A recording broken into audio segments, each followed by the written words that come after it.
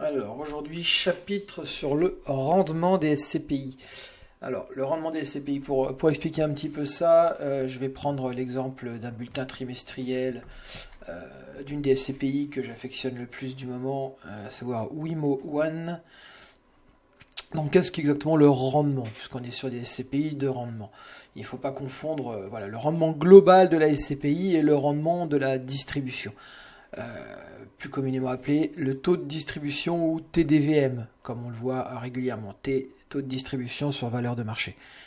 Voilà, le taux de distribution sur valeur de marché, c'est le pourcentage qui est indiqué sur les sites en général spécialisés, sur les brochures, etc. C'est-à-dire c'est le loyer qui est versé à l'année divisé par le montant de la part. Voilà, ça c'est le taux de distribution sur valeur de marché, le TDVM.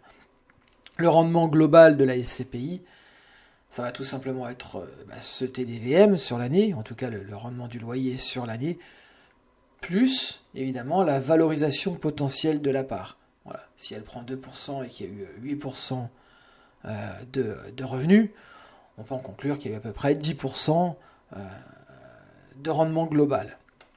Il ne faut pas confondre non plus le taux de distribution sur valeur de marché qui baisse si la valeur d'une part augmente. Si on a 10% de rendement de TDVM sur une part et que cette part augmente, on n'aura plus 10% l'année suivante, sauf si les loyers ont augmenté. Mais si les loyers sont restés identiques et que la valeur de la part augmente l'année suivante, nécessairement, le TDVM va baisser. Par contre, le rendement pour vous de l'argent investi, c'est-à-dire la valeur que vous avez, le montant que vous avez souscrit, les montants que vous avez payé pour acheter ces parts, lui ne changera jamais.